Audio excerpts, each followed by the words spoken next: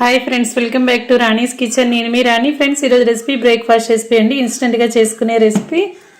దానితో పాటు కారప్పొడి కూడా చూద్దాం. దానికోసం 1 కప్పు పల్లీలని బాగా డ్రై రోస్ట్ చేసుకుని పక్కన పెట్టుకోండి. శనగపప్పు, మినపప్పు, ధనియాలు కూడా లైట్గా డ్రై రోస్ట్ చేసుకుని పక్కన పెట్టుకోండి. చింతపండుని, వెల్లుల్లి రెబ్బల్ని 2 టేబుల్ స్పూన్లు, తెల్ల నువ్వులు వేసుకుని బాగా ఫ్రై చేసి పక్కన పెట్టుకోండి. కరివేపాకుని, ఘాటుకి తగ్గట్టుగా ఎండుమిర్చిని కూడా బాగా ఫ్రై చేసుకుని అన్ని చల్లారిన తర్వాత మిక్సీ జార్లో వేసుకుని తగినంత సాల్ట్, ఇంగువ వేసుకుని బాగా గ్రైండ్ చేసుకుని ప్లేట్లో వేసుకుని 2 టేబుల్ స్పూన్లు పల్లి నూనె కానీ నువ్వుల నూనె కానీ బాగా వేసి బాగా కలుపుకొని స్టోర్ చేసుకోండి. బోండా కోసం పిండి కలుపుదాం. ఒక మిక్సింగ్ బౌల్ తీసుకుని దానిలోకి 1 కప్పు పొడి బియ్య పిండిని వేసుకుని క్యారెట్ తురుము, సొరకాయ తురుము వేసుకోండి. సాల్ట్ టేస్ట్కి సరిపడా వేసుకుని సన్నగా తరిగిన ఉల్లిపాయ ముక్కలు, పచ్చిమిర్చి ముక్కలు, కరివేపాకు, కొత్తిమీర, అల్లం ముక్కలు వేసుకుని 2 టేబుల్ స్పూన్లు పెరుగు వేసుకుని పిండిని బాగా కలిపి చిన్న పునుకులు వేసుకుని సర్వ్ చేసుకోండి.